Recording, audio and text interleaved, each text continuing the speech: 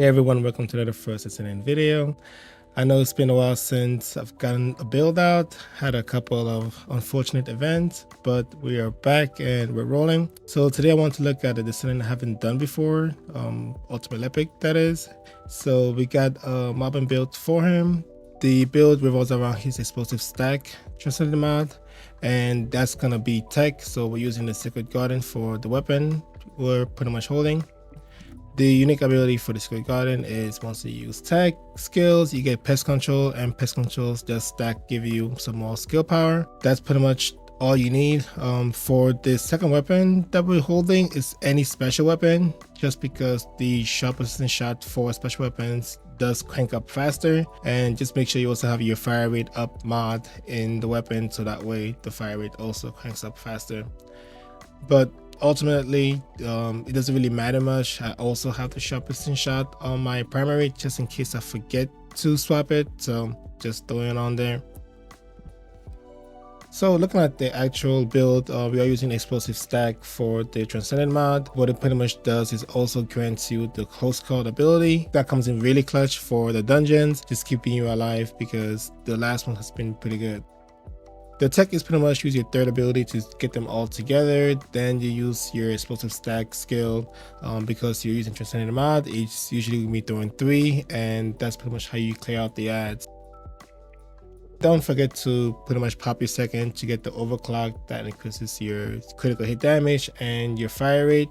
So when you do hit your fourth ability, you could get as much damage as possible, and that's pretty much all you're going to be doing for all of the dungeons.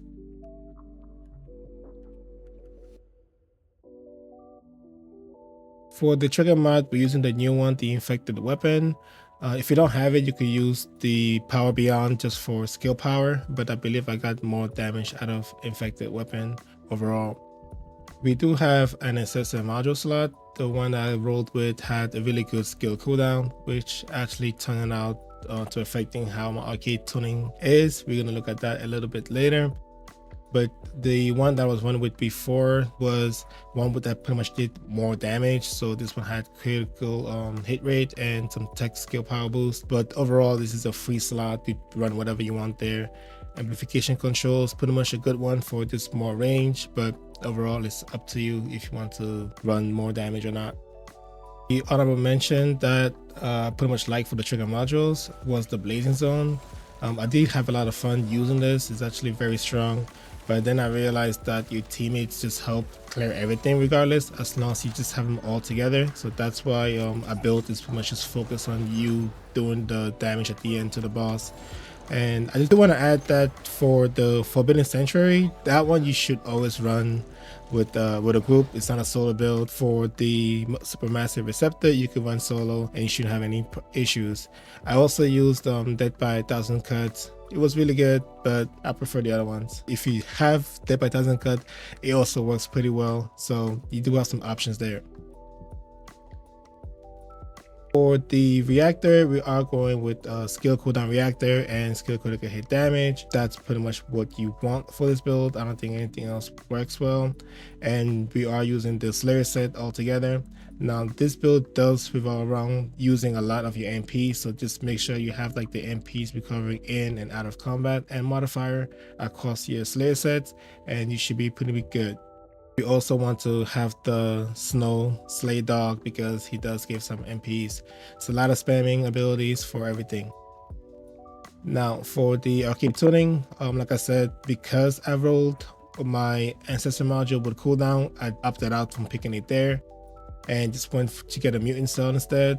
There's not pretty much any really good mutant cells you can use with Lepic for mobbing, so I pretty much went with the burn one just because once you use your fourth ability, it does like inflict burn and you just pretty much doing damage on the boss, so it does stack overall.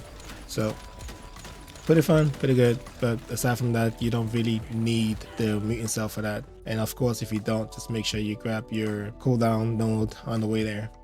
The Inversion Reinforcement, we're pretty much using the top node, the Arche Circulation, just to have a lot of cooldowns once you use the ability for the first time.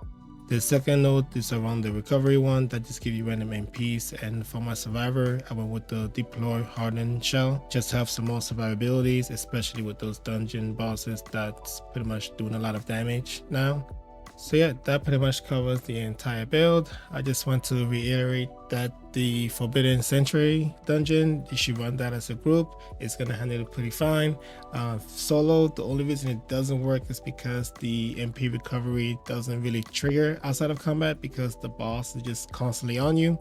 But aside from that, everything else you can run solo. All the action plane you can run solo, and this build actually handles it pretty well and pretty fast. So yeah, hope you found something useful today. Don't forget to drop a like, and if you do want to see some more builds, please go ahead and subscribe. It does help the channel out. Aside from that, it's just the final boss encounter. Take care everyone. Later.